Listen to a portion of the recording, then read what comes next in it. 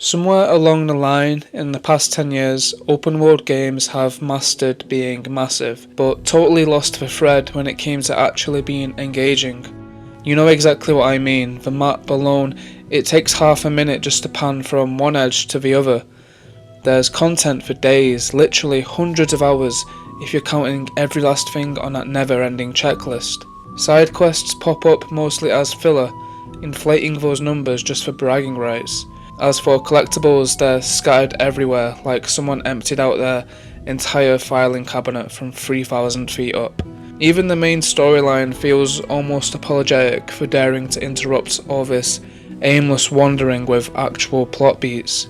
I've played through more of these games than I'd care to admit, or at least started them. Honestly, in titles where finishing means slogging through 80 hours, starting and finishing start looking awfully similar.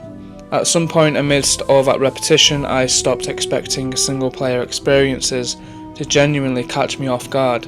But somewhere along the way I stopped wrapping things up altogether. Finishing didn't matter anymore. Then came Kingdom Come Deliverance, and yes, I realise I'm 8 years late to this party. After putting 10 hours or so into the sequel, I was so invested in the world and the characters that I had to go back and play the first. Bohemia in the 1400s, no spells or fireballs, you're Henry, son of a humble blacksmith, trying to make his way without any chosen one nonsense or yellow paint babysitting your every move. Make no mistake, this game is inconvenient by almost any metric you care to measure it by. Fail a quest, too bad, its days failed forever. Lose your horse, the animal's gone until you sort yourself out somehow. And let's not forget its notorious lockpicking minigame, the stuff of legends for controller throwing frustration among grown adults.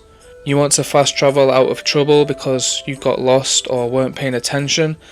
It's not happening. Deal with whatever mess you rode into at your own speed. I fell for it instantly, not despite those rough edges, but because of them. That's what this video digs into, not just why Kingdom Come works, but what it reawakened for me about single player games' true potential when they aren't obsessed with keeping us endlessly logged on and grinding away hours for attention metrics, rather than a genuine experience. Kingdom Come launched in 2018, courtesy of Warhorse Studios, a Czech team whose connection matters since their home turf doubles as the game's actual setting. That authenticity bleeds through everywhere. You can feel lived in detail down to each muddy road and crumbling wall.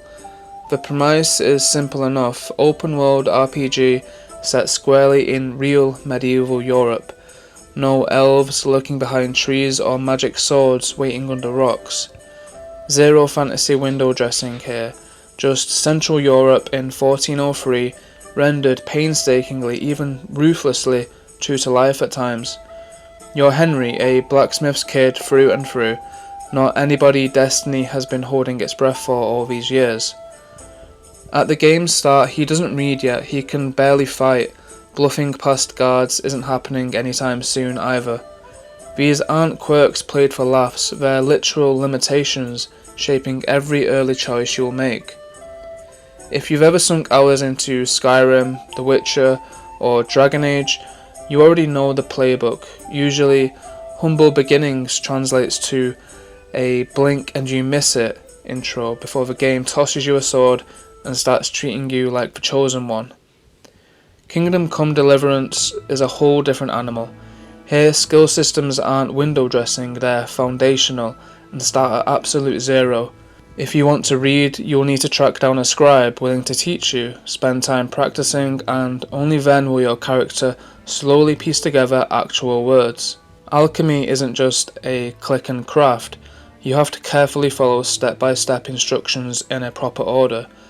As for combat, it's got this directional setup that takes real effort and honestly hours to truly grasp. Life in this world ticks by on its own clock.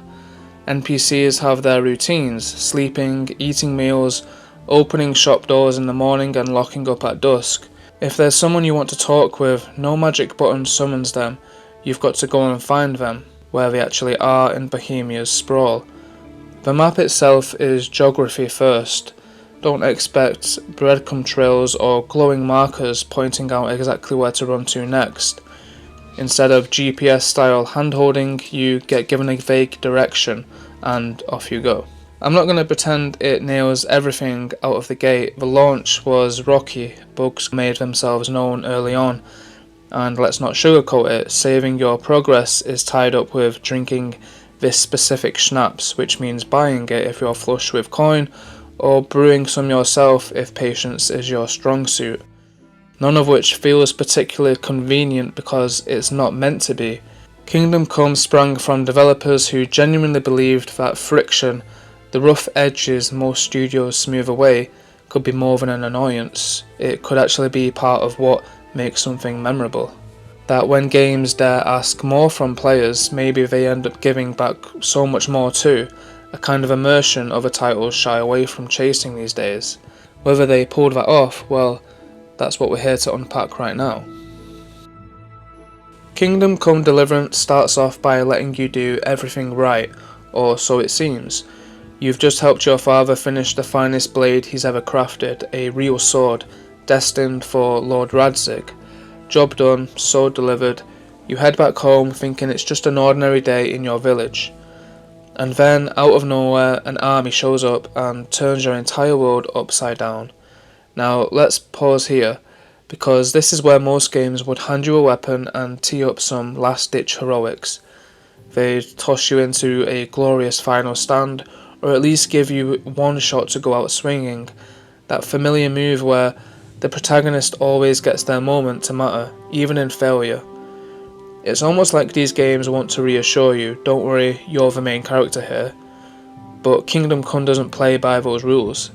It makes you run for your life instead. You witness your parents' deaths first-hand helplessly, and there isn't a single quick-time event or hidden dialogue branch waiting to save them if only you'd pressed X fast enough, or picked the right line last minute on a second playthrough. No tricks here, they die because soldiers with swords met villagers who had none. That's what went down in 1403 when armed men rode into defenceless townsfolk. The game just lays it all bare, no dramatic music, no stylish slow-mo edits, it simply shows what happened and shoves you toward the road ahead. I can still remember sitting there afterwards with my controller in my hands, not even sure what I was feeling at first. It wasn't quite fun, wasn't that satisfying jolt from winning a fight or snagging rare loot. If anything, it was more like finishing one of those novels that refuses to spell everything out, the kind that demands trust from its reader and never pads its edges for comfort. Kingdom Come expects players to keep pace. It's not interested in smoothing things over. See, most historical games treat the past as little more than set dressing, a collection of castles and chainmail tossed into generic power fantasies, all style with no real substance beneath the surface. Kingdom Come flips this entirely on its head. 1403 Bohemia isn't just backdrop, it becomes an intricate web of actual circumstances that your character has zero special immunity against. Suddenly, everything else becomes weightier after that opening blow lands. When Henry finally learns how to handle himself with a sword, that achievement carries actual heft now. When he manages to earn respect from a nobleman, same deal, you feel every inch of ground covered between where he started and where he stands now, because nothing about his journey is handed over cheaply. Moments when Henry talks his way out of trouble instead of blundering straight into disaster like he did 2 hours ago, they land differently too. Because you've seen rock bottom already, it's branded into memory alongside every panicked footstep from running away at the start. That's the baseline, it grounds everything moving forward. You know exactly how far he's come because you were there, you played as him when escape was all there was left on offer. That's ultimately what honest historical realism brings to gaming, not just added flavour or mood lighting, but genuine stakes instead. The unshakable sense that this world existed before you arrived and will keep spinning long after you're gone. And whatever impact you're hoping to make inside, it must be earned bit by bit rather than taken for granted. There's a very particular misery that comes with being green at something. Not the Hollywood kind of hardship, forget the tidy montage where you flounder twice and then suddenly pull it off. No, I mean the raw version, the one where you don't even know which questions might help, let alone how to ask them. Where you keep tripping over your own feet, not out of carelessness, but because you simply lack enough background to see what you're doing wrong in the first place. You glance around and spot people who look like they've got it all sorted, but honestly, you can't even begin to guess what sort of knowledge separates them from you. Henry lives in this fog for ages. Kingdom Come doesn't shove him out of it just to spare your feelings or speed things along. Most RPG leads I recall are up to speed before you've even settled in. Sometimes they're supposed underdogs or come packaged with some ordinary person origin story, but still there's always some hidden knack waiting to reveal itself just when needed. Sure, maybe they have to hustle for recognition within their world, but as a player, the game rarely lets you taste actual ineptitude. Everything feels smooth on your end, and the controls obey instantly. Fights feel punchy and rewarding right away. Mechanically speaking, you're already wearing the hero's boots while pretending you're growing into them. But Henry, he's different, painfully so at times. He fumbles through swordplay until your wrists ache in sympathy. He gets tired fast and ends up flat on his back more than once. Sometimes he'll swing wide and miss completely, stumbling past his opponent so awkwardly that for half a second neither of you seems sure who messed up worse, you or him. The first time I managed an honest win in a proper Kingdom Come duel, I had to pause for a bit afterward, not because it was brutally difficult, but because I genuinely worked for that victory in ways most games never really demand anymore. What sets this apart as a design decision is simple. Henry's progress isn't running next to yours, it overlaps yours entirely. As his skills with weapons sharpen up over time, it's not abstracted away.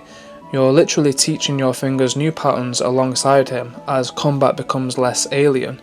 In this world, there isn't some branch where Henry grows competent while you stand still. The gulf between beginner and adept belongs equally to both of you. It is joint territory. Both player and character muddle forward together. Honestly, that connection is what landed hardest for me about his journey, not any single plot twist or dramatic revelation. Those details matter, but they're not why I cared so much. What hooked me was seeing echoes of my own bumbling starts reflected back at me. That feeling when life drops something massive into your lap before you've got half the tools required, and carrying on anyway out of sheer stubbornness if nothing else. Messing up slightly less today than yesterday did count as progress after all, and showing up mattered more than looking impressive ever could. At one point, and trust me here, you'll recognise it when it arrives, there comes this subtle shift. Suddenly Henry stops feeling like just another passive recipient of fate's whimsies. He doesn't turn invincible overnight, he's far from flawless, and now and again he makes questionable choices, but he navigates conversations better now, knows whose advice matters, moves with someone who has weathered storms without coming out cocky or unscathed, just standing upright on the other side regardless. There isn't any loud announcement marking this change either. Instead, one day you'll catch yourself moving smoothly through tasks that used to tie knots in your stomach, realizing somewhere between Scalets and wherever you are now, something essential changed, even if pinpointing exactly when proves impossible. That quiet arrival, that almost imperceptible crossing into earned competence, is what real growth looks like. There's this feeling, if you've sunk any real time into open world games, you probably know it, even if nobody ever spells it out. You crack open the map, suddenly you're staring at a riot of icons, tiny swords for fights, feathers for collectibles, question marks dangling mysteries the game refuses to explain just yet. There are so many symbols crowding your screen that the landscape itself, the rivers snaking through the valleys, winding roads, scattered villages, almost disappear beneath them. What's left isn't really a map anymore, it's basically a sprawling checklist, masquerading as geography. What hits you isn't excitement, it feels more like that low-level stress when your email inbox has gotten totally out of hand, a nagging sense that there's work waiting for you and you're already behind before you've done anything at all. Now compare that to Kingdom Come's approach. Its map looks practically naked next to those cluttered ones. Barely enough to count on two hands, they show up as genuine bits of information instead of instructions shouting orders at you. Crucially, most of what you'll end up doing in Kingdom Come isn't marked on any map whatsoever. You discover things by being present in the world itself. Maybe someone lets something slip during a conversation, maybe pure chance brings you somewhere unexpected. Sometimes it's just wandering down an unmarked path until something happens, without fanfare or warning from above. This isn't some oversight or lack of effort on their part, it's intentional design philosophy at work. The point they're making couldn't be clearer. True discovery means not always knowing where you're supposed to look next. Mark everything down ahead of time and suddenly you've traded away wonder for routine. You haven't crafted a world, you've built a glorified task manager draped across pretty scenery. What sets Bohemia apart, the region feels alive rather than staged. It's how life keeps ticking along whether you're around or not. Most NPCs have routines baked right in. Merchants set up shop when dawn breaks, quest givers clock out after dark. Good luck catching the blacksmith past midnight because honestly, who hammers horseshoes while everyone else sleeps? Wait around or come back later, the world won't stop spinning just because your character stepped onto centre stage. Navigation works differently too, there's no magical breadcrumb trail lighting your way or digital compass counting down the steps left until arrival. Directions sound like they would have 6 centuries ago. Keep heading north till you spot the mill, someone might say. If you can't read landmarks, get lost. But funny enough, that experience of losing yourself turns out to be one of Bohemia's best tricks, because there's so much going on underfoot that stumbling into places becomes half the fun. Then comes how people react to everything about who your character is and what they've done. You roll up filthy and ragged before some nobleman's hall, don't expect much attention from guards. They'll likely ignore you outright. Turn up polished in proper armour and suddenly doors open wide and folks step aside without thinking twice. Earn trust in one village over weeks spent helping out, strangers will greet you like old friends when they see your face again later on down the road. None of these systems jump out yelling, "Look at me." Instead they operate quietly, steadily, influencing each encounter bit by bit until somehow it starts feeling uncannily like being recognised somewhere real, rather than just running errands through scripted events. Here's what surprises me most looking back. I never would have said I wanted any of this before trying Kingdom Come myself.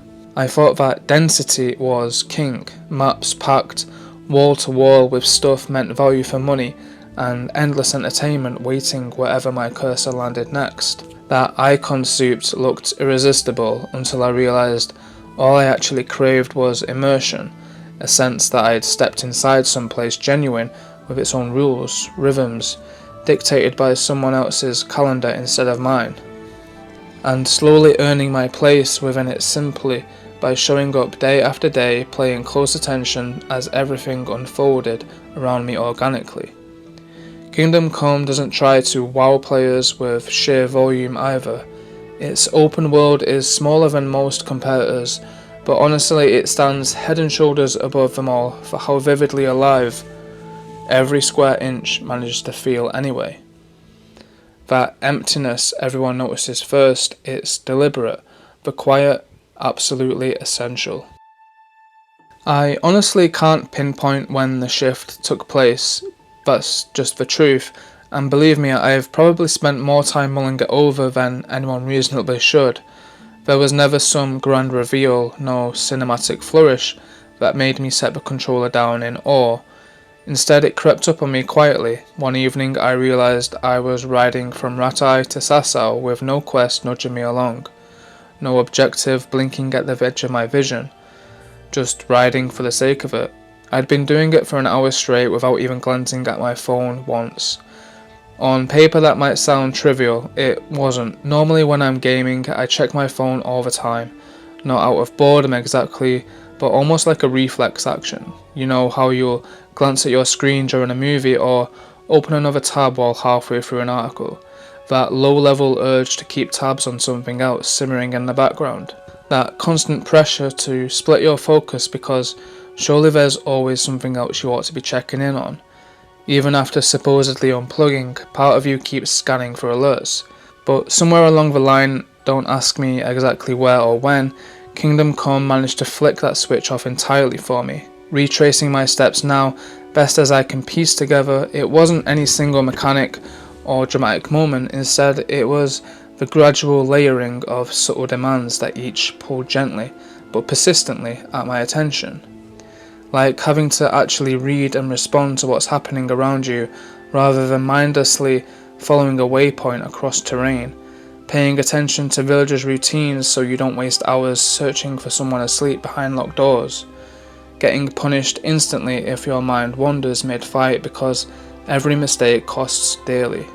None of these things are headline features by themselves, yet stitched together over dozens of hours they quietly form a kind of ambient expectation.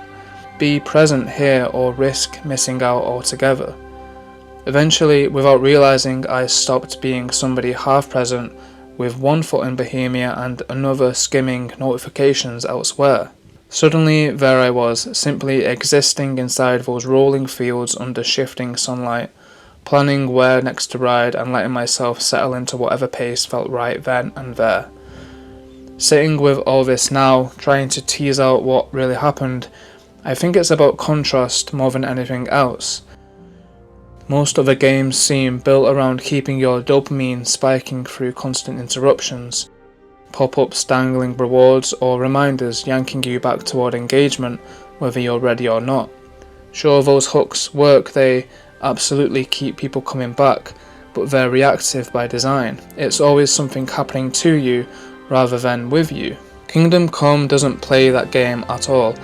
It just sits there waiting for however much attention you're willing to give it, and somewhere in its quiet disregard is precisely what I'd been missing without knowing that's what I'd lost. Permission simply to stay put a while, settle into one world long enough that its rhythms start feeling familiar rather than fleeting. Honestly, until that aimless ride between towns snapped me awake again, I hadn't even noticed how thoroughly partial attention had become second nature. How strange full immersion started feeling after years, skimming surfaces elsewhere online or off-screen alike.